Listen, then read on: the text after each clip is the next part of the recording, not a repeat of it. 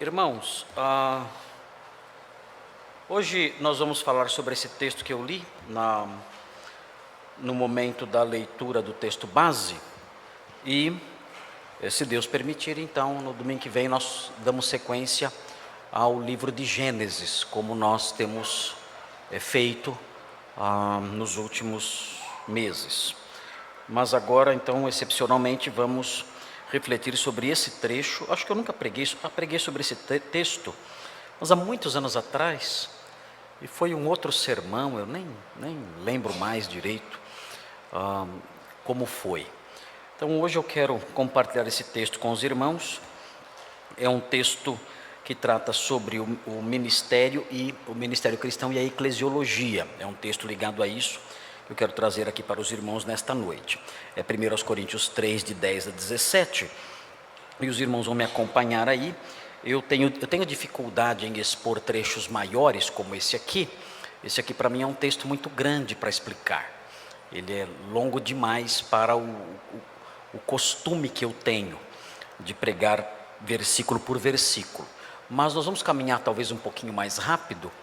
Quem sabe eu consiga explicar todo o trecho aqui nesta noite e suprir os irmãos aí com as informações necessárias para a sua vida pessoal, para o alimento espiritual que os irmãos precisam. Eu gostaria de propor para os irmãos, à luz dessa passagem, que é para os nossos padrões uma passagem longa, eu gostaria de propor para os irmãos aqui 3 verdades importantes que toda a igreja e todo crente deve conhecer.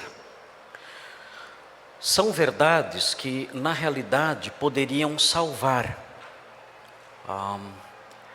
a igreja moderna. São verdades que poderiam salvar o meio evangélico, se elas tivessem sido ensinadas há algum tempo atrás, ou se fossem levadas a sério na atualidade. Então eu quero compartilhá-las com os irmãos, e ainda que elas pareçam verdades bastante óbvias, e verdades que pertencem ao nosso universo de conhecimento, eu quero realçá-las a partir do texto que está diante de nós, para que os irmãos tenham não só a verdade em mente, mas o seu fundamento escriturístico também no seu coração. E tendo então esse fundamento escriturístico em seu coração, elas se consolidem na sua vida, na sua alma, e os irmãos fiquem assim protegidos dos perigos atuais que nos rodeiam, que circundam a igreja. Então, a primeira verdade que eu quero frisar à luz desse texto é a seguinte: a igreja deve ser erguida sobre o fundamento apostólico. Eu vou repetir essa frase aos irmãos e vou explicar o que ela significa.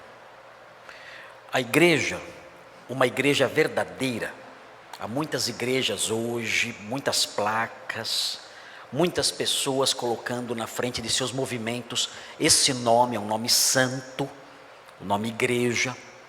Mas a igreja, para ser realmente uma igreja, para que possamos chamá-la de igreja, a igreja deve ser erguida sobre o fundamento apostólico. Ou seja, toda a igreja bíblica, ela tem que ser apostólica. Em que sentido? Ela tem que ter apóstolos dentro dela? Não. Se ela tiver apóstolos dentro dela hoje, isso já significa que ela não é uma igreja bíblica. Por quê? Porque nós aprendemos, à luz de Efésios 2, no capítulo 20, no versículo 20 de Efésios 2, nós aprendemos que os apóstolos, eles pertenceram a um período formativo da igreja, quando a igreja precisava lançar as suas bases doutrinárias, estruturais, organizacionais. A igreja, nos seus primórdios, quando ela começou, no início, ali um pouquinho antes da metade do século I, a igreja precisou dos apóstolos, que eram homens especiais, que recebiam revelações especiais de Deus, juntamente com os profetas. E esses apóstolos, juntamente com os profetas, eles receberam de Deus o entendimento de alguns mistérios que estiveram ocultos de outras gerações, conforme nós aprendemos na carta aos Efésios. Paulo, quando escreve aos Efésios, ele fala que muitas doutrinas que agora nós conhecemos e que servem como base, fundamento da igreja, essas doutrinas foram escondidas de outras gerações. Ele diz isso no capítulo 3 de Efésios. E elas foram trazidas à luz no primeiro século, foram trazidas à luz pela ação do Espírito Santo na vida dos apóstolos, aqueles que o Senhor escolheu à época, pessoas que preenchiam alguns requisitos e que recebiam do próprio Senhor a função apostólica. E todos eles morreram no século I. Por isso não temos mais essas pessoas, não temos mais apóstolos hoje. E esses homens, então, durante a sua vida, tendo recebido essa revelação de Deus, de mistérios outrora ocultos, mistérios ocultos de outras gerações, mas agora ao seu tempo revelados, esses homens, ao divulgar esses mistérios, que eram na realidade doutrinas preciosas ligadas à igreja e à pessoa de Cristo, ao revelarem esses mistérios, trazerem à luz esses mistérios, eles lançaram os fundamentos da igreja cristã. E a igreja cristã, à luz de Efésios 2:20, passou então a ser edificada sobre as bases, sobre os fundamentos dos apóstolos e profetas. Então, qualquer igreja que queira ser uma igreja verdadeira, que queira ser uma igreja bíblica, queira ser uma igreja autêntica, que realmente merece usar o nome igreja, no sentido puro, santo, bíblico da palavra, essa comunidade tem que estar edificada, fundamentada, firmada, estribada, construída sobre essas bases lançadas pelos apóstolos e profetas. E quando nós olhamos para esse texto, nós descobrimos nesse texto, logo nas 2 primeiras linhas, nós descobrimos precisamente algo ligado a essa verdade. Que a igreja verdadeira, a igreja no sentido bíblico, neotestamentário, deve ser erguida sobre o fundamento apostólico.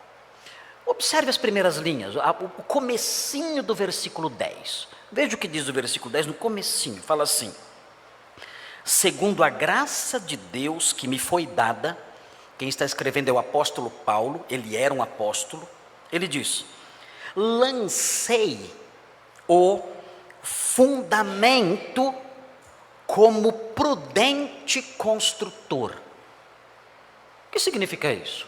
Ele está usando uma analogia. Está usando uma analogia com o objetivo de ilustrar. Ele está comparando a igreja a uma construção, a construção de um prédio. Então, a imagem que ele quer criar em nossa mente é uma imagem tirada da engenharia civil, da construção civil. E ele está então comparando a igreja a um prédio, mas não é um prédio qualquer. Quando nós continuamos a leitura, nós descobrimos que o prédio que o apóstolo Paulo tem em mente, quando chegamos no versículo 16 e 17, nós descobrimos que o prédio que o apóstolo Paulo tem em mente é um templo, um lugar da habitação de Deus. Ele diz o seguinte: olha, a igreja, os irmãos, a igreja local, ela é um templo de Deus. E esse templo, a igreja, ele é edificado sobre um alicerce sólido, válido e verdadeiro. E esse alicerce sólido, válido, verdadeiro, foi lançado por um arquiteto. E esse arquiteto sábio, esse arquiteto prudente, como diz o texto, esse arquiteto prudente, o texto original diz arquiteto sábio, fui eu, ele diz, eu, apóstolo Paulo. E isso não é de estranhar, porque como eu disse, anos depois o apóstolo Paulo escreveu a carta aos Efésios dizendo que a igreja é edificada sobre o fundamento dos apóstolos e profetas. Então Paulo diz, eu sou o construtor desse templo. E como construtor desse templo, como arquiteto desse templo, pela graça que me foi dada de ser um arquiteto, pela graça que me foi dada de ser o edificador da igreja de Deus, como apóstolo que sou, eu lancei o alicerce aí em Corinto. E esse alicerce, ele diz, não pode ser removido e não pode ser substituído, ele diz.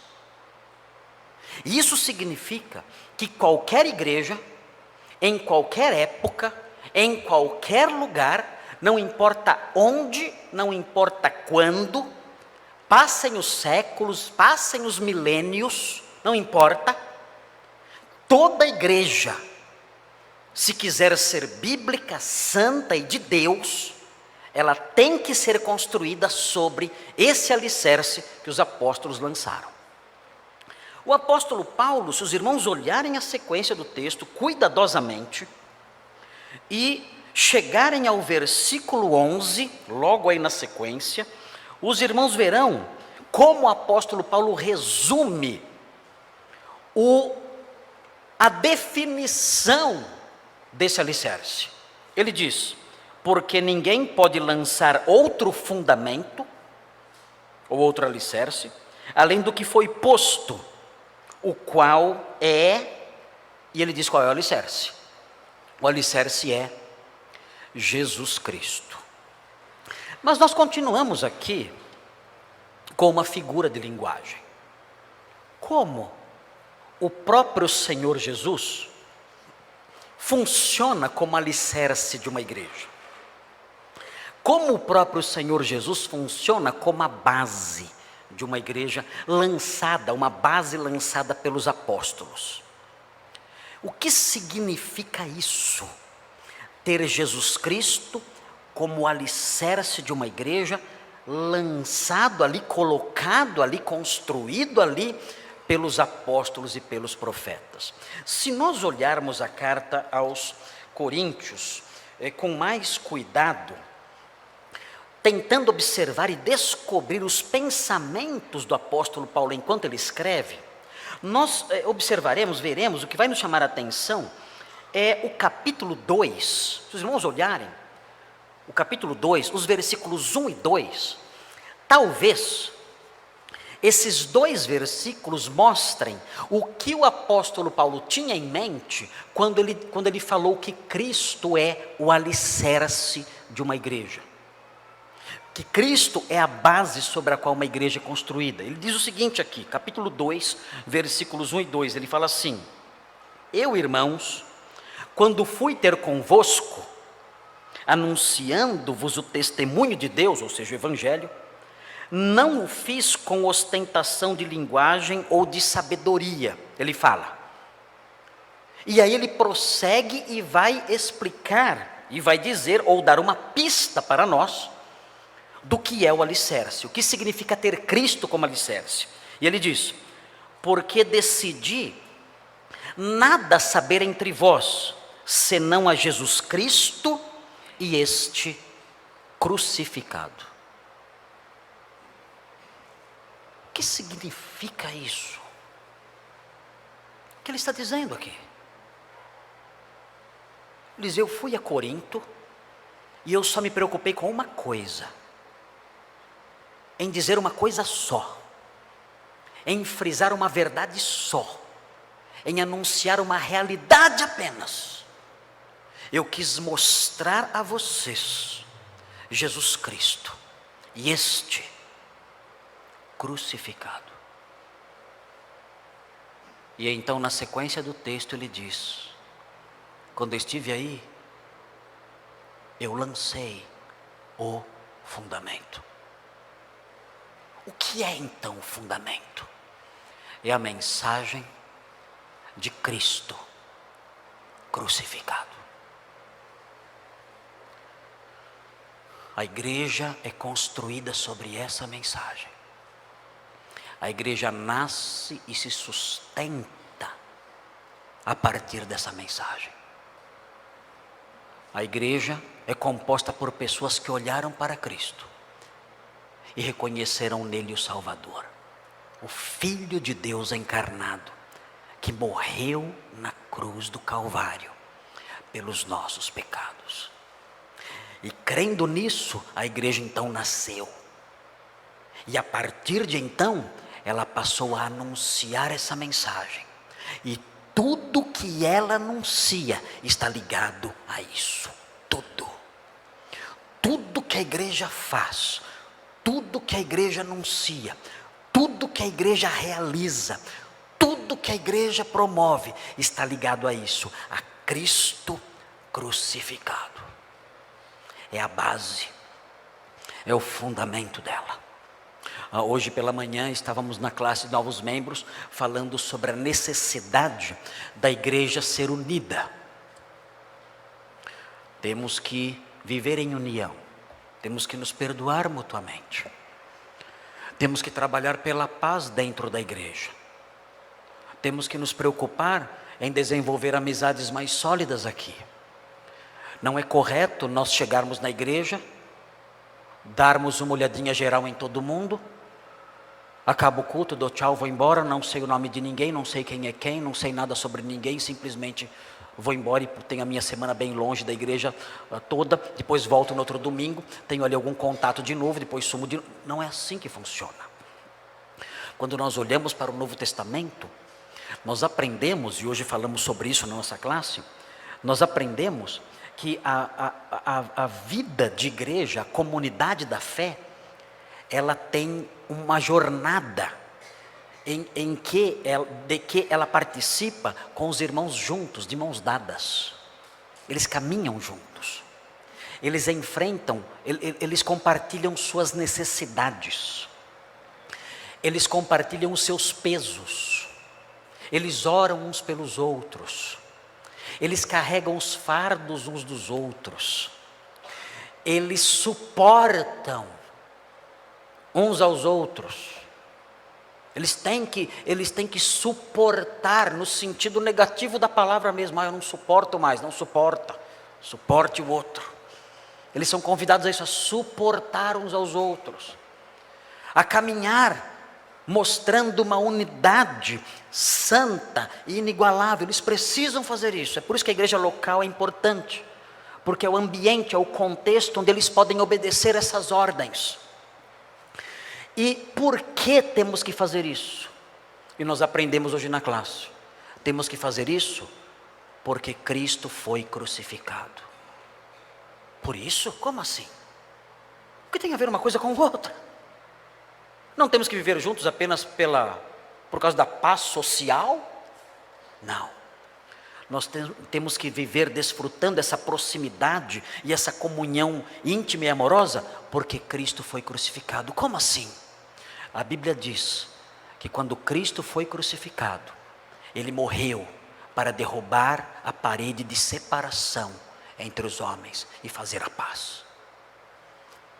A nossa comunhão não é por causa da paz social, é porque Cristo foi crucificado. É a base da igreja. Tudo que acontece na igreja acontece por causa da mensagem apostólica, que é o fundamento da igreja bíblica. Cristo foi crucificado. Porque eu tenho esperança, porque eu tenho perdão, porque eu tenho paz, porque eu ando em retidão, porque Cristo foi crucificado. A igreja, porque a igreja anuncia uma mensagem. porque a igreja dá o seu testemunho ao mundo lá fora, porque a igreja se envolve com missões, com o anúncio da verdade aos homens, porque Cristo foi crucificado, Ele morreu pelos nossos pecados, e tudo na nossa vida rodeia, circunda, se fundamenta sobre essa verdade: Cristo foi crucificado. Esse é o fundamento apostólico, e a igreja que se esquece disso, ela deixa de ser uma igreja. Por que é importante observar isso? Porque há muitos movimentos atuais, os mais diversos, e você ouve tudo ali, tudo, desafios, palavras de ordem,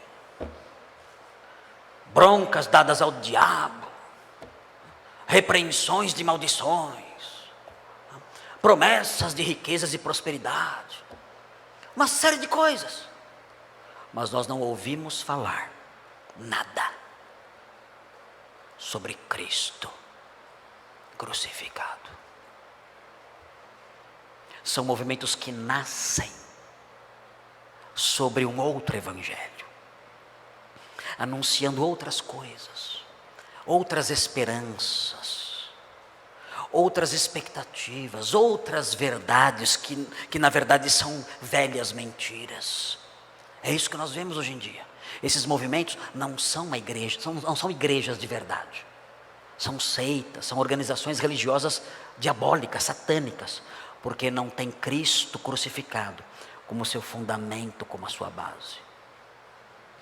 Para que a igreja seja bíblica, verdadeira, é necessário que ela seja edificada sobre o fundamento dos apóstolos e profetas, e Cristo é esse fundamento, Cristo crucificado. Qualquer movimento que não anuncie isso, que não proclame essas coisas, que não cresça a partir dessas coisas, dessa realidade, não é uma igreja de verdade. Há poucas igrejas, irmãos, há poucas.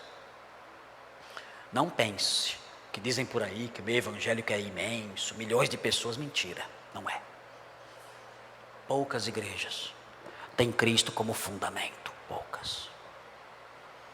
O que muitas igrejas têm é a cobiça como fundamento.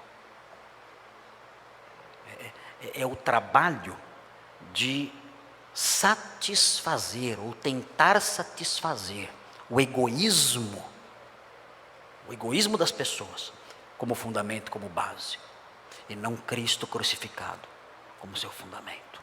Muito triste ver isso, mas há poucas igrejas na atualidade. Mas o texto prossegue, vamos mais um pouquinho. O texto prossegue e nós chegamos na segunda verdade. E agora vem um trechinho maior, vem um pedacinho maior, que é um pedacinho cheio de nozinhos hermenêuticos que precisam ser desatados. Porque é um trechinho com algumas expressões que podem não ser bem entendidas. E por não serem bem entendidas, dão espaço para interpretações as mais estranhas. Veja o que diz o texto. Eu vou primeiro enunciar a segunda verdade e depois a gente vai caminhar pelo texto. Vamos primeiro enunciar a segunda verdade. A segunda verdade é a seguinte: a igreja deve ser edificada. Então, se ela tem que ser erguida sobre o fundamento apostólico, de outro lado, ela deve ser edificada, construída, edificada, por meio do ensino cuidadoso. Gravem bem isso. A igreja deve ser edificada por meio do ensino cuidadoso. Isso é algo que na atualidade simplesmente não faz sentido. Porque o diabo, na sua sagacidade, na sua perversidade, ele incutiu na mente dos crentes da nossa geração que estudar a palavra de Deus e se debruçar sobre ela para conhecê-la profundamente é pecado. Dá para acreditar nisso? E vocês sabem qual é a base para isso? A letra mata. A letra mata. Pare de estudar a Bíblia. Isso é carnalidade. Isso é carnal. Pare com isso. Esse conselho, na realidade, ele foi forjado na mente, no coração do diabo. E ele enganou a igreja com esse discurso, que parece bonito, mas na verdade é um discurso que satisfaz as pessoas preguiçosas. Os preguiçosos adoram essa frase. Os preguiçosos adoram ouvir isso, que não precisam, veem que não precisam mais estudar, e encontram uma desculpa espiritual para a sua preguiça. E além disso, além do diabo privilegiar os preguiçosos com essa desculpa espiritual, ele também desencorajou o preparo de homens que têm a função de nutrir a igreja com o ensino bíblico, com o ensino neotestamentário. Ele tirou a motivação desses homens. Muitos jovens acreditaram nisso. Jovens inteligentes acreditaram nisso. Jovens que tinham o desejo de servir a Cristo, de serem mestres, serem doutores, serem pastores, ensinando a verdade, acreditaram nesse discurso, ditos até por seus próprios pastores, que disseram para eles: não, você não tem que estudar nada disso, não tem que se debruçar sobre essas coisas, a letra mata. E esses jovens então foram induzidos numa direção errada. E a igreja com isso ficou privada de seus mestres, e sem seus mestres ela ficou presa fácil para os falsos mestres. Os falsos mestres então se multiplicaram, estão aí enganando as pessoas e ganhando dinheiro com a mentira que eles ensinam. Por quê? Por que isso acontece? Porque a igreja não tem sido edificada sobre o ensino cuidadoso. Os mestres são desprezados. Os doutores da igreja são vistos com desconfiança, como homens carnais, que não são espirituais. Porque o homem espiritual, ele não estuda. O Espírito Santo fala direto com ele. Ele não precisa estudar. O Espírito Santo revela para ele tudo na hora. E ele fala tudo que vem na cabeça, porque ele tem um contato direto com Deus. São essas mentiras que ouvimos por aí. Soube de um pastor em Atibaia que falava que de manhã, quando ele sentava para tomar café, ele via os anjos subindo e descendo as escadas da casa dele. Eu acho que para tomar café com ele, não sei. Eu nem sabia que anjo tomava café. Mas ele falava isso, essas tolices, essas mentiras todas, e dizia isso para tentar adquirir respeito da sua comunidade. O respeito que não vinha por aquilo que ele ensinava, mas pelas lorotas que ele inventava. E as pessoas tolas acreditavam nisso, e davam o respeito que ele não merecia. Então nós crescemos, nós vivenciamos, nós vimos isso acontecer na nossa geração.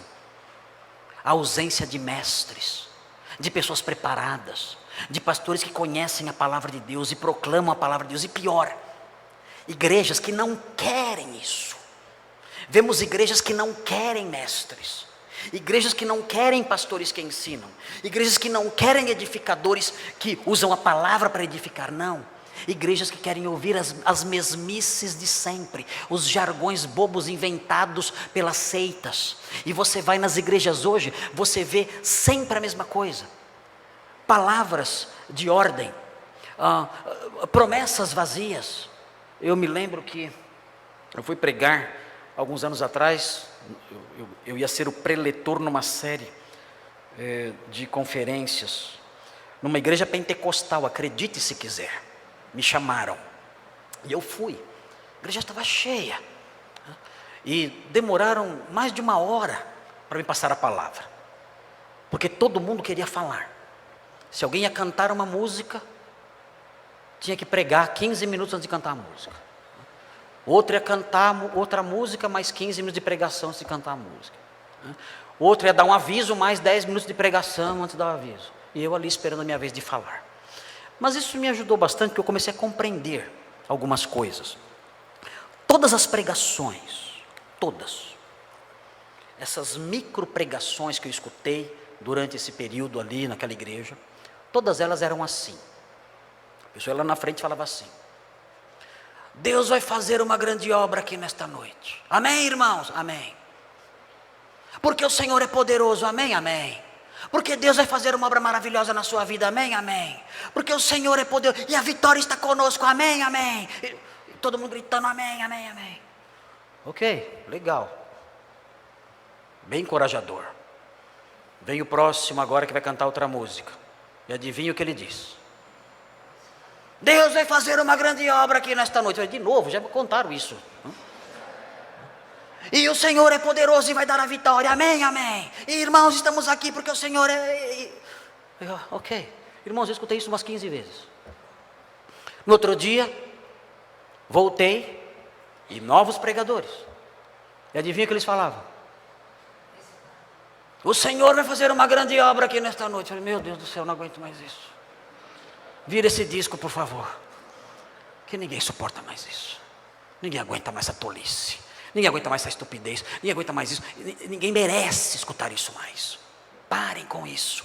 São rezas, são mantras repetidos aos berros, para dar a ideia de que tem algum tom de verdade, mas que não passam de tolices vazias. Nós precisamos de alimento. Precisamos do verdadeiro pão de Cristo. Precisamos da palavra viva, que alimenta a alma e o coração. É disso que precisamos. De mestres, pastores, que apacentam o rebanho com a verdade, com o pão verdadeiro do Senhor. É disso que precisamos. Da água pura, da água tranquila, dos pastos verdejantes. E não de frases velhas, emboloradas e que não servem para nada. A igreja é edificada por meio do ensino cuidadoso. Vejam o que diz o apóstolo Paulo nesse texto. Vejam o que diz o versículo 10, na sua segunda parte. Diz assim: segundo a graça de Deus que me foi dada, lancei o fundamento como prudente construtor. E vejam a palavrinha que vem agora. E outro edifica sobre ele. O arquiteto sábio, eu sei o nome dele. Eu vejo o texto, ele diz: eu, como arquiteto sábio, lancei o fundamento. Eu sei o nome do arquiteto sábio. Vocês sabem qual é o nome do arquiteto sábio? Eu sei. O nome dele é Paulo de Tarso. É o nome dele. E eu sei o nome dos outros arquitetos sábios. Há vários. Temos Pedro, temos João. São outros arquitetos sábios, prudentes construtores, apóstolos que lançaram o fundamento. Mas agora aqui vem alguém sem nome. E outro edifica sobre ele. Quem é? Qual o nome dele? Como ele se chama? Vocês sabem quem é esse outro? Vou dizer o nome dele. Pastor Marcos. Pastor Thomas. Pastor Pedro Freitas. Pastor Marcos Samuel. E todos os pastores que edificam sobre essa base. Os nomes deles, ao longo de todas as gerações, de todas as eras, em todos os lugares do mundo, os nomes deles estão embutidos aqui, nesse outro. O que nós somos? Nesse edifício, nós somos os empregados que estão edificando, construindo o templo santo, a igreja de Deus, sobre as bases que os arquitetos sábios do primeiro século, os apóstolos, lançaram. Quem são esses outros? Quem é esse outro? É todo mestre, é todo pregador, é todo doutor, é todo pastor que anuncia a mensagem de Deus edificando a igreja. sem abandonar, esse é um grande desafio, sem abandonar o alicerce. E o texto prossegue: outro edifica sobre ele. E então, a partir desse momento, nós lemos isso e nós nos sentimos contentes. Eu, o pastor Thomas, os outros pastores, nós sentimos honrados, porque pensamos assim, e os futuros pastores que estão aqui, se sentem até com mais vontade de serem pastores, porque é uma grande honra isso. Eu tenho aqui o meu nome embutido aqui, e eu gosto muito. Eu vou ter esse versículo como meu versículo preferido agora. Quando eu for assinar o boletim, vou colocar lá: Pastor Marcos só lhe deu glória, 1 Coríntios 3,10. Meu versículo preferido. Porque é um versículo que confere honra a esse outro, a esse anônimo. E eu estou dentro desse grupo, eu sou contemplado dentro desse grupo, o outro que edifica sobre o fundamento. É um texto para pastores, para mestres, para professores que estão ensinando a igreja, edificando a igreja ao longo do seu ministério. Mas veja o que acontece. A nossa alegria não dura muito tempo. Nós olhamos para o versículo, ficamos contentes porque o versículo nos contempla, mas o versículo prossegue e diz assim: porém, cada um, ou seja, esse outro é plural, não é um só, como eu disse, são os mestres de todas as gerações. Porém, cada um veja como edifica. Vocês percebem um tom de ameaça aqui? Percebem? Não há um tom de ameaça aqui?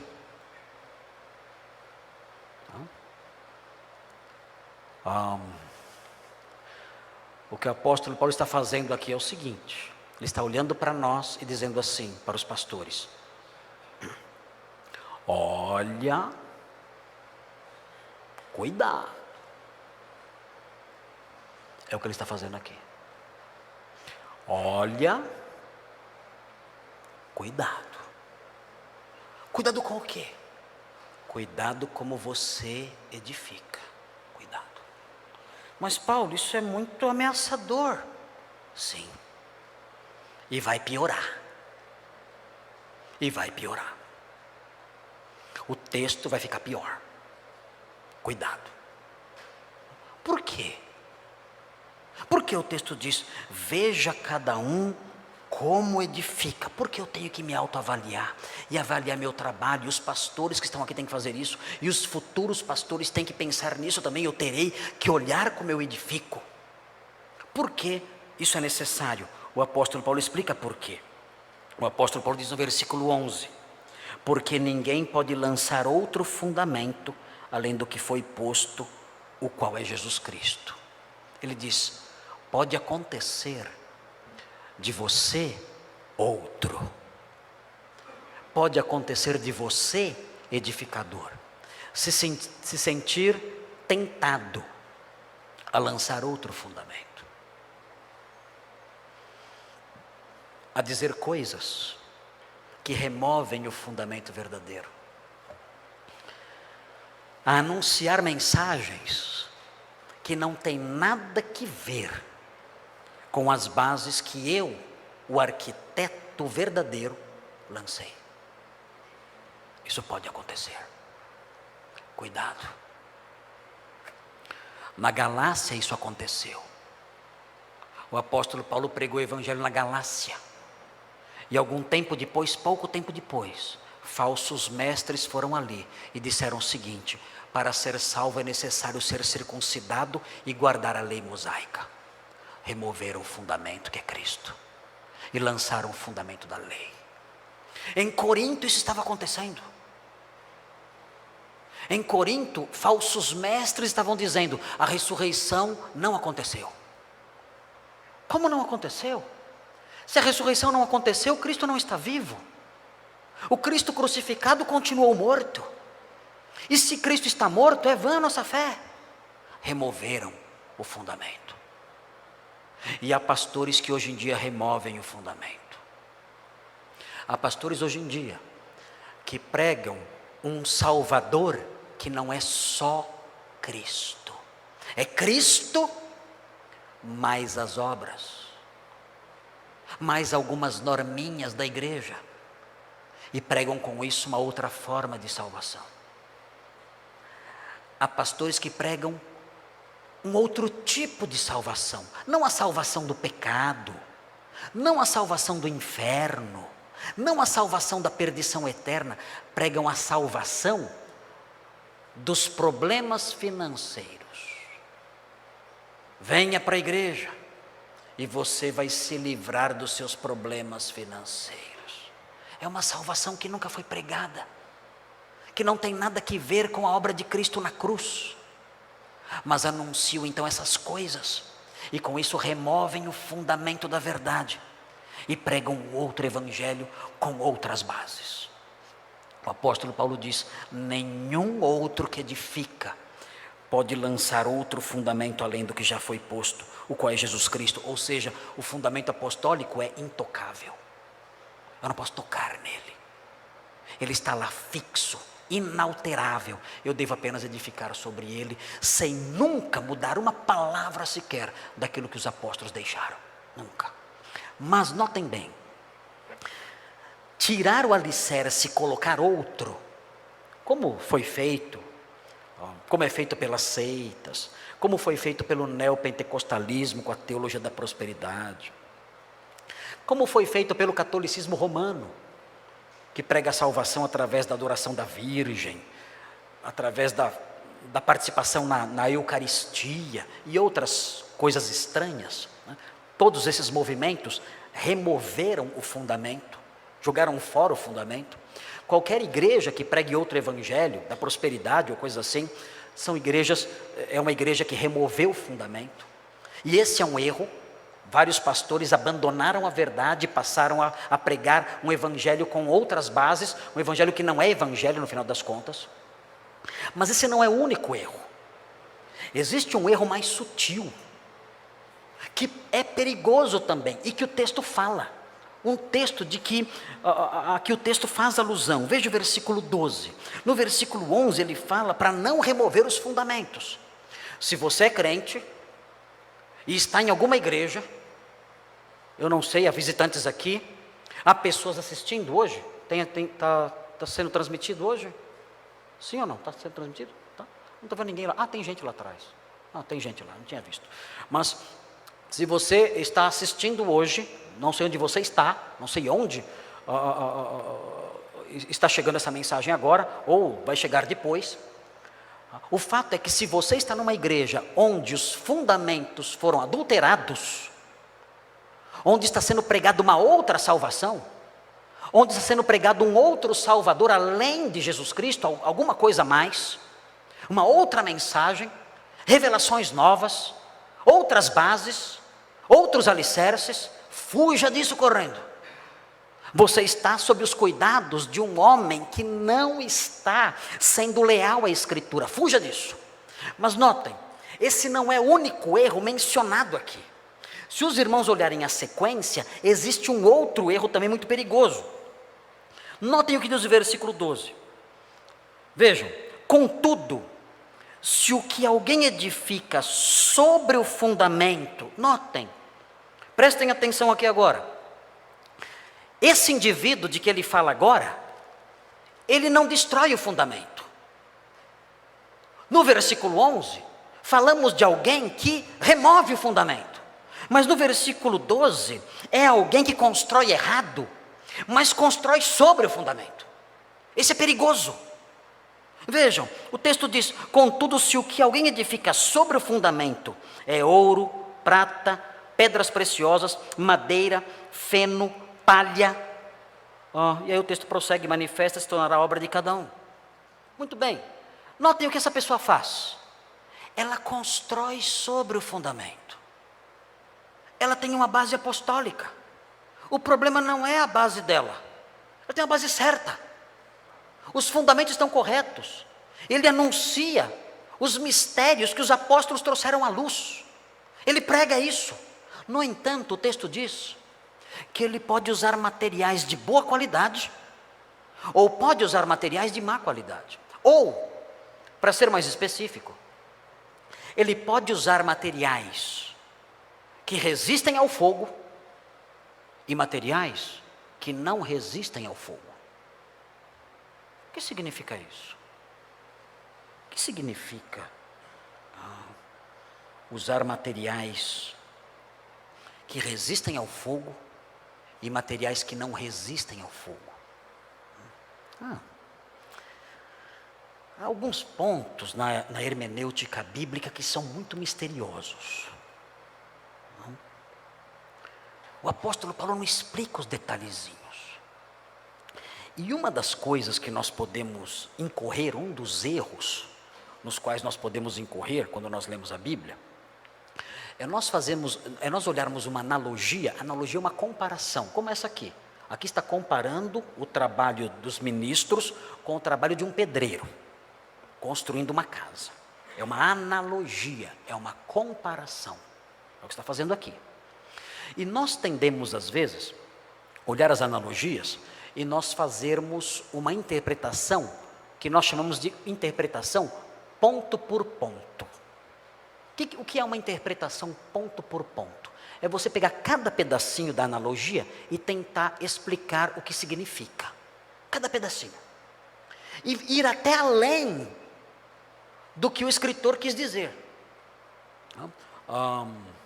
Por exemplo, já vi isso muitas vezes. Vocês sabem, Isaías 40 fala que os que confiam no Senhor, eles são como a águia, né? Eles voarão como águia. O que significa isso? Eles voarão como águia, renovarão as suas forças, voarão com asas como águia. Né? O que significa isso? Significa apenas que eles serão fortes. Só isso. Mas essa interpretação, ponto por ponto, pega a águia. E aí, gente? Aí voa. Voa. Eu já vi coisas absurdas. A águia voa lá no alto. Então o crente tem que voar alto. Você está voando alto ou voando baixo? Ninguém entende nada o que significa isso. Começam a inventar ideias. A águia vê de longe. A águia vê de longe. Não, você vê de longe. Não sei o que você está falando, eu sou míope. Não. A águia troca de pena. Você tem trocado de pena ou continua com as mesmas penas? Você não sabe o que é isso. E começam essas interpretações ponto por ponto, que não tem nada que ver com o objetivo do texto bíblico. O autor bíblico nunca sonhou com essas coisas. E, no entanto, as pessoas querem encontrar um correspondente para cada ponto. Um texto como esse é um prato cheio. O que alguém constrói é ouro. O que é ouro? É a pessoa que constrói com oração e ensino. Isso é ouro.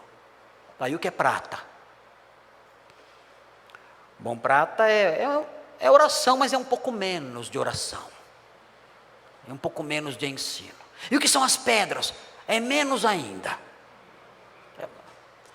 E nós não tentamos encontrar uma explicaçãozinha para cada ponto. Não é assim que se interpreta a Bíblia. Existe um escritor chamado Herbert Gale. Escreveu um livro chamado O Uso da Analogia nas Cartas de Paulo. E ele fala sobre isso, mostrando que às vezes nós nos atemos a alguns detalhes da analogia e forçamos o significado para além daquilo que o apóstolo quis dizer.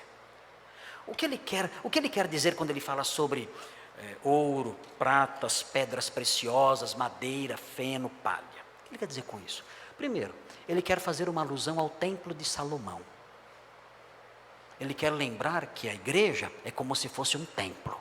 Então, quando ele usa esses elementos, ele quer criar uma imagem na mente dos leitores que remeta, uma linguagem que faça uma remissão ao templo de Salomão, para lembrar, a igreja é um templo em que Deus habita. E segundo lugar, ele quer mostrar que é possível alguém construir, ter um ministério que tenha frutos duradouros, ou ter um ministério que tenha frutos que não permanecem. Aquele que edifica com ouro, prata, pedras preciosas. Pedra preciosa aqui não é diamante, não é isso. Aqui a pedra é o mármore, por exemplo. São pedras nobres, não é pedra preciosa, são pedras nobres. A tradução pedra preciosa é incorreta, da ideia de rubi, diamante. Ninguém constrói com diamante, né? Aqui são pedras desse tipo, de uma categoria mais elevada, como mármore, por exemplo, né? Então, ele fala, alguém constrói com isso, e a pessoa constrói com isso, o ministério dessa pessoa tem frutos permanentes para o reino de Deus. Mas há pessoas que constroem com materiais inferiores, madeira, feno, palha, e quem constrói desse jeito, os frutos do seu trabalho não permanecem. São frutos que não perduram para o reino. São obras que não vão resistir nem agora e nem no dia em que o Senhor prová-las, quando Ele voltar. E aí alguém pode perguntar, os pastores, especialmente os mestres, vão perguntar, mas como alguém pode construir assim sobre o fundamento? Como alguém pode construir de um jeito que a obra não perdura? Talvez, irmãos, nós tenhamos uma pista disso nos versículos 4 e 5. Vejam o versículo 4 e o versículo 5 do capítulo 4. Dêem uma olhadinha lá. Capítulo 4, versículo 4 e 5. Vejam o que diz. O texto diz assim, Paulo falando, bem pertinho aí do nosso texto, ele fala assim: porque de nada me argui a consciência, contudo nem por isso me dou por justificado, pois quem me julga é o Senhor. Portanto, nada julgueis antes do tempo, até que venha o Senhor, o qual não somente trará à plena luz as coisas ocultas das trevas, mas também manifestará os desígnios dos corações. E então cada um receberá o seu louvor da parte de Deus. Paulo está dizendo aqui o seguinte, que quando o Senhor voltar, Ele vai olhar as intenções dos corações. O que é então, à luz desse texto, se eu conjugar esses dois versículos, se eu pegar esses dois versículos e usá-los como lentes para ler o versículo 13, o versículo 14, o versículo 12, o versículo 13, o versículo 14, se eu usar esses versículos como lentes para entendê-los, o que eles vão me mostrar? Eles vão mostrar o seguinte, que pode acontecer de um mestre, de um pastor, de um líder, edificar sobre os fundamentos, certinho. Mas os desígnios do seu coração serem maus. Como? E o Senhor conhece os corações. Mas como? Isso pode acontecer. Ele constrói sobre os fundamentos. Ele é ortodoxo. A sua doutrina é perfeita. Ele está edificando as paredes da igreja sobre as bases da verdade. Mas os desígnios do seu coração são maus.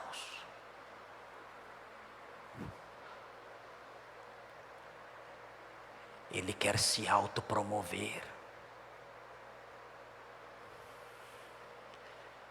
Ele quer receber o aplauso dos homens.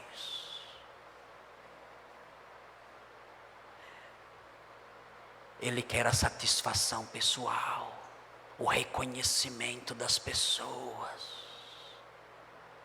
ele quer se auto-engrandecer como guardião da verdade. Ele quer o aplauso do povo de Deus e a glória que é devida só a Deus, ele quer para ele. Os desígnios do seu coração são egoístas e maus. E ele prepara os seus sermões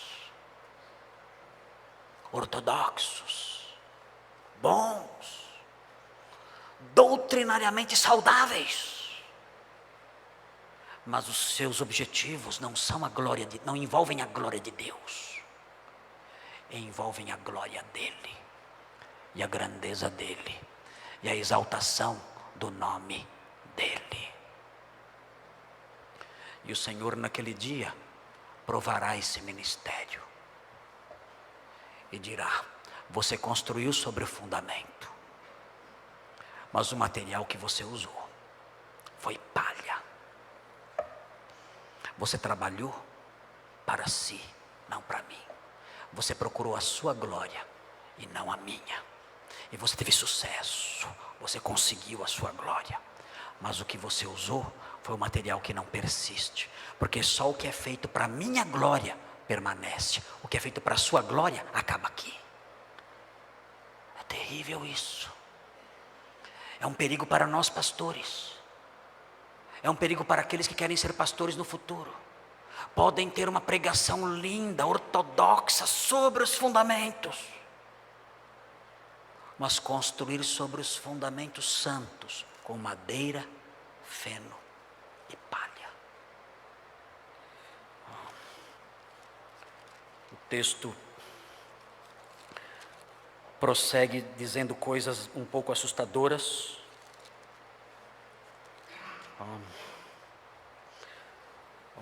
O zelo dos pastores tem que ser grande, mas eles não podem perder de vista o ideal maior, que é a glória de Deus, e não a sua própria glória. Devem ter na sua mente o que João disse: é necessário que ele cresça e que eu diminua. A glória dele e não minha. Eu não posso pregar aqui na frente esperando que os irmãos lá na saída me deem um abraço dizendo: ah, pastor, se todos fossem iguais a você. Eu não posso gostar disso, nem trabalhar para ouvir isso. Tem até a música, né? Se todos fossem. Não posso gostar dessa música. Não posso gostar dessa música. O objetivo é a glória do Senhor, sempre. Aí sim, então sim, é ouro, é prata, é mármore. Resiste ao dia do juízo, resiste o fogo do juízo. Por analogia, isso se aplica a qualquer um. Aos professores de crianças que se apresentaram na semana passada aqui em nossa igreja. Eles têm que construir com ouro, prata e pedras preciosas. Isso se aplica aos líderes do dever. Todos os pedreiros da igreja de Deus, todos os pedreiros da casa do Deus vivo, devem construir com ouro, prata e mármore. E o Senhor conhece os corações. E naquele dia, avaliará a obra de cada um e saberá dizer se é madeira, se é feno, se é palha ou se é ouro. Ele saberá. E as obras que forem madeira, feno e palha não prevalecerão. O texto diz na sequência, o texto afirma o seguinte. 1 Coríntios 3, versículo 13 diz: manifesta se tornará a obra de cada um. Hoje eu não sei. Os irmãos vêm ao meu trabalho, não sabem se é de ouro ou de palha. Os irmãos me vêm aqui à frente construindo sobre o fundamento, mas não sabem se eu estou usando ouro ou palha. Nós vemos os professores ensinando, os pregadores aqui na frente falando, pastor Thomas, o Nicolas, Robson, os líderes, os professores do dever, das crianças, todos edificando. Não sabemos se estão usando ouro ou se estão usando palha. Mas o texto diz: manifesta se tornará obra de cada um, pois o dia a demonstrará, porque está sendo revelada pelo fogo. O apóstolo Paulo agora continua com a sua analogia, dizendo que tudo isso será provado pelo fogo do juízo de Deus. É uma analogia, mais uma vez, uma figura de linguagem. É o fogo escatológico dos olhos de Deus. O Senhor olhará, e aquilo que nós não vemos, Ele vê. Ele vê corações, vê os desígnios dos corações. Nós aprendemos no capítulo 4, versículos 4 e 5. Ele diz: e qual seja a obra de cada um, o próprio fogo o provará. O próprio Deus, com seus olhos de fogo, verá e provará a obra de cada um. Vejam o que ele diz na sequência: se permanecer a obra de alguém que sobre o fundamento edificou. Vejam, é ortodoxo esse professor. Ele diz: esse receberá galardão. Se a obra de alguém se queimar, sofrerá ele dano. E é aqui que começam os desvios doutrinários. Aqui começam as viagens interpretativas. A Igreja Católica usa esse texto para falar sobre o purgatório. Essa aqui é a base bíblica para o purgatório. Esse texto eu nem sei como os católicos conseguem ver purgatório aqui. Tem que ter um certo tipo de analfabetismo para ver purgatório aqui. Tem que querer muito, gostar muito do purgatório para ver o purgatório aqui. Porque o próprio texto não fala que não estamos tratando aqui da vida pós-morte, estamos falando aqui do dia do juízo de Deus. O dia o demonstrará. Que dia é esse? É o dia escatológico, o dia do juízo de Deus. É disso que estamos falando. O que significa então essas coisas? Bem, o texto diz que se a obra de alguém permanecer, ele receberá galardão. Se a obra de alguém se queimar, sofrerá ele dano. Eu ouvi uma alusão a um livro nessa semana, de um escritor chamado Jay Shaynor. Ele escreveu um livro com um título curioso. O livro é de 1988. Ele escreveu um livro chamado Paulo como Arquiteto. É o nome do livro. Termos da construção civil na primeira carta aos Coríntios. Olha o nome do livro dele. Termos, palavras, vocábulos da construção civil na primeira carta aos Coríntios. E ele fala algumas coisas na página 461 em diante. Ele examina os termos tirados da arquitetura e que Paulo usa. E ele fala, é uma informação muito interessante. Ele fala de uma inscrição, de um documento, datado do 4º século antes de Cristo. É um documento bem antigo, 400 anos antes de Cristo. Um documento encontrado na cidade arcadiana de Tegea. Fica no Peloponeso, na Grécia. E esse texto que ele encontrou, a que ele se refere, é um contrato. É um contrato entre o dono de uma obra e o arquiteto. E nesse contrato, escrito em grego, entre o dono de uma obra e o arquiteto, o que é curioso notar, que os arqueólogos perceberam, os estudiosos perceberam, é que muitos termos que aparecem no contrato, aparecem no nosso texto. Então, você consegue então entender um pouquinho o que estava na cabeça do apóstolo Paulo quando ele escreveu esse texto.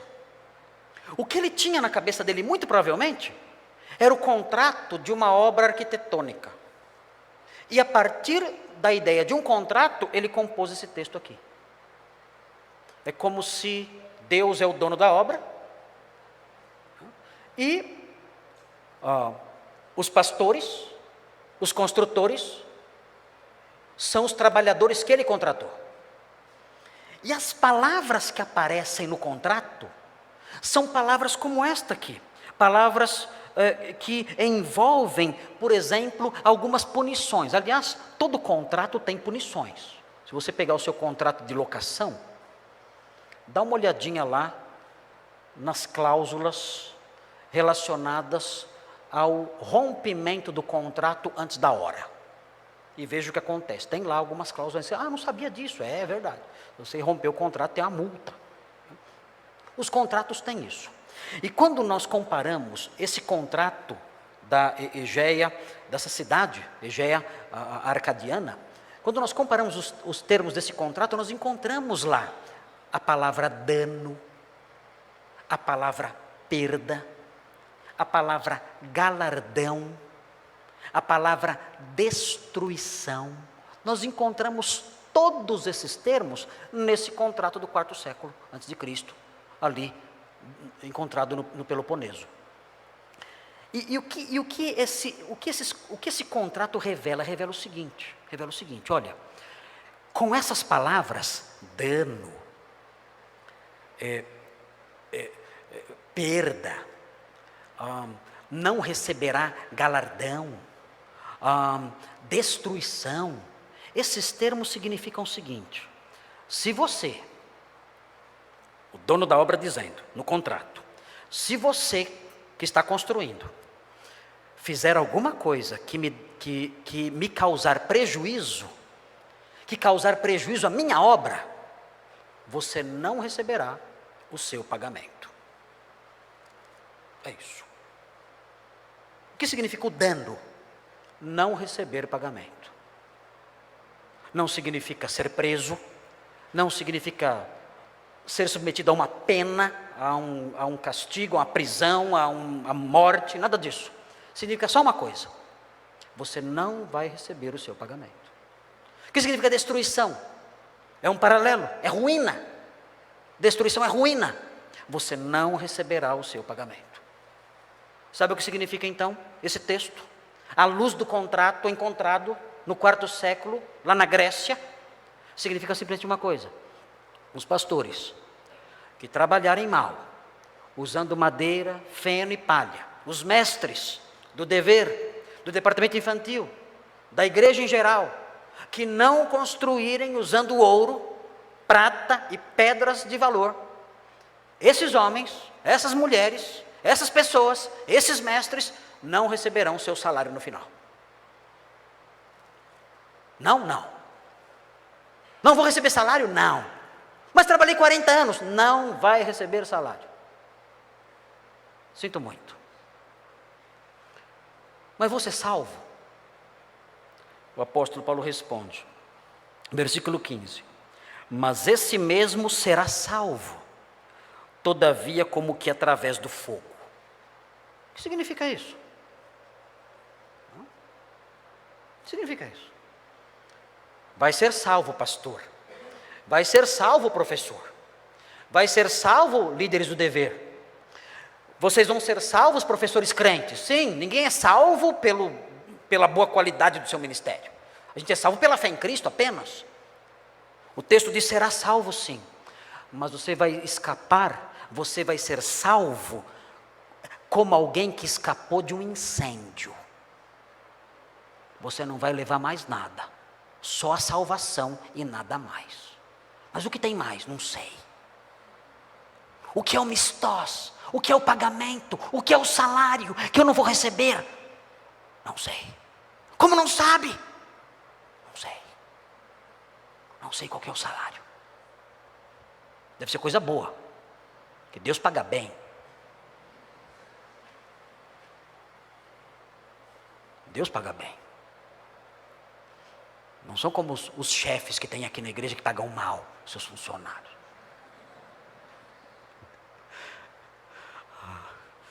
Deus paga muito bem. O salário de Deus é fantástico. É triplicado. É dobrado.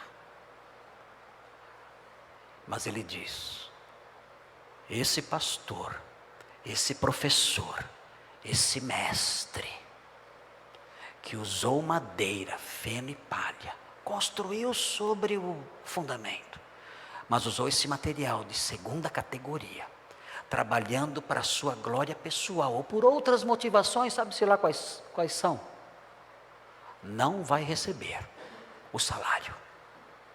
Não vai receber. Será salvo como quem escapa de um incêndio, só, não levando nada. Mas o salário não vai receber. Irmãos, eu estou no ministério há tanto tempo. Eu quero receber salário. Eu quero chegar no final e receber salário. Não sei o que é, mas eu queria receber o meu salário. Ele diz: você não receberá, se construir com esse material. Você vai entrar sim na minha presença, no céu sim, mas não receberá salário algum. O apóstolo Paulo, quando ele fala sobre o paralelo do galardão, no capítulo 4, versículo 4 e 5, ele fala que Deus vai provar a obra de cada um, e então cada um receberá de Deus o louvor. Estranho isso, né? Eu receber de Deus o louvor. Quando nós olhamos para esse texto, capítulo 4, versículo 5, a impressão que nós temos é que o salário é uma frase. Só isso? O salário talvez seja uma frase. Que frase? É uma eulogia. É o termo grego usado em 1 Coríntios 4, 5. Uma eulogia. E o que é uma eulogia?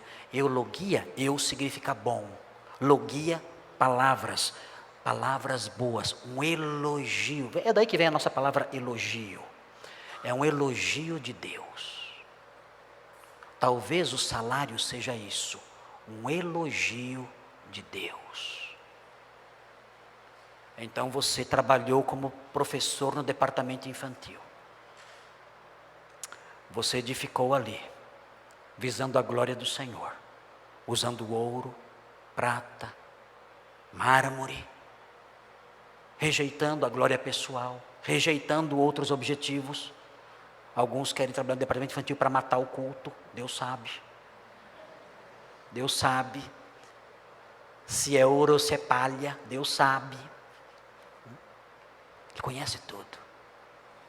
E aqueles mestres, de qualquer área, que edificaram com ouro, vão se colocar diante de Deus naquele dia, sob o fogo dos seus olhos de juiz, e ouvirão de Deus um elogio. Um elogio da boca do próprio Deus. Quanto vale isso? Quanto vale isso? Ouvirão isso. E os que não construíram com ouro, prata e pedras, receberão o quê? O que Deus vai dizer para eles? Deus vai olhar, eu imagino, vai assim: passa logo antes que eu mude de ideia. Passa rápido antes que eu perca a paciência. E não vai receber o seu galardão, o seu elogio. Será que esse é o pagamento? Talvez seja parte do pagamento, não sabemos. Mas o texto fala que aqueles que trabalharem mal serão punidos com o não recebimento do seu salário. E o texto termina. O texto caminha e diz o seguinte no final, no versículo 16, diz: não sabeis que sois santuário de Deus e que o Espírito de Deus habita em vós? Aqui nós temos a terceira verdade. A igreja deve ter consciência de ser o povo habitado de Deus. Por que Deus é tão severo com os construtores? Por que Deus ordena que os construtores avaliem a si mesmos e construam com materiais de qualidade? Por que Ele faz isso? Porque Ele é tão pesado? Porque Ele tem um dia reservado no futuro para avaliar a obra de cada um dos construtores? Ele diz: porque quem constrói mal prejudica a igreja de Deus, causa dano à igreja de Deus. E ele diz: se alguém destruir o santuário de Deus, se alguém causar dano no santuário de Deus, Deus causará dano a essa pessoa, porque o santuário de Deus, que sois vós, é sagrado. Se eu quero trabalhar aqui, eu tenho que lembrar disso. Os irmãos são o santuário de Deus, são santos, e eu devo trabalhar com toda a seriedade, zelo e cuidado, edificando o templo sagrado de Deus, que são vocês. E todos os pregadores que sobem neste púlpito devem se lembrar disso. Eu estou edificando o santuário sagrado de Deus, e se eu prejudicar esse santuário, o Senhor me prejudicará. Se eu causar dano a esse santuário, o Senhor me causará dano, porque santuário é sagrado. Os irmãos que ensinam as crianças crentes da igreja estão edificando o santuário de Deus na vida delas. Aqueles pequenininhos que nós vimos aqui, ovelhas de Jesus, pequenos discípulos do Mestre, as irmãs e irmãos que trabalham com eles, estão edificando o santuário de Deus. Devem construir com zelo e com cuidado, porque esse santuário é de Deus e é sagrado. Não podem destruir esse santuário, mas sim protegê-lo, honrá-lo e edificá-lo com o melhor que tem. O que nós tiramos disso para a nossa vida? Bem,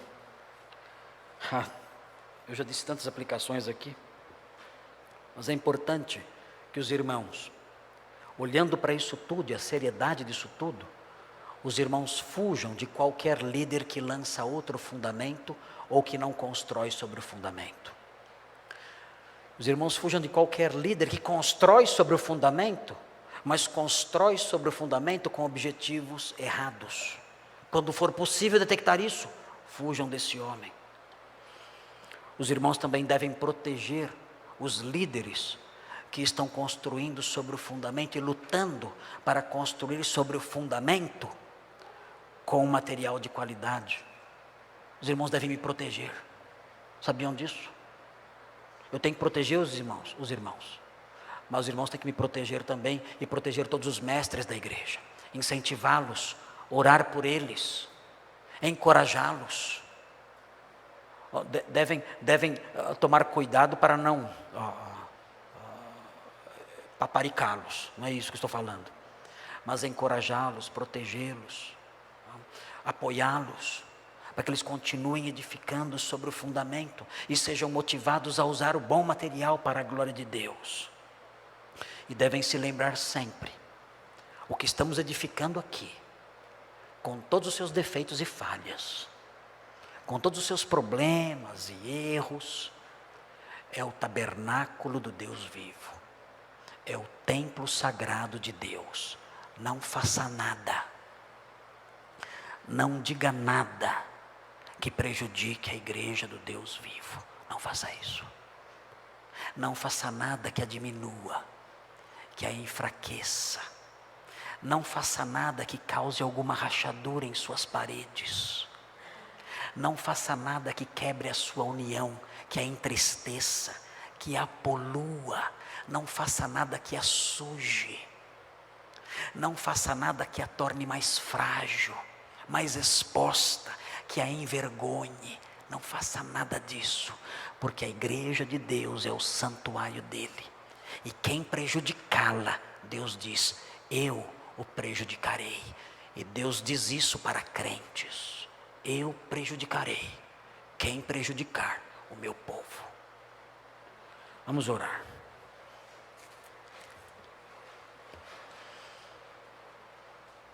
Senhor Deus, abençoa o seu povo e os mestres do teu povo.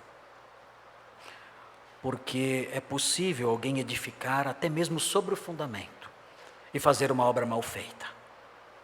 Por isso abençoa os nossos mestres, nossos professores, aqueles que nos ensinam aqui, que ocupam este púlpito, que dão aulas pela manhã, nos departamentos, entre os jovens, as senhoras, os homens. Há tantos mestres aqui. Ó Deus, abençoa cada um, para que construam com cuidado e construam com bom material, aspirando o dia em que receberão o seu salário.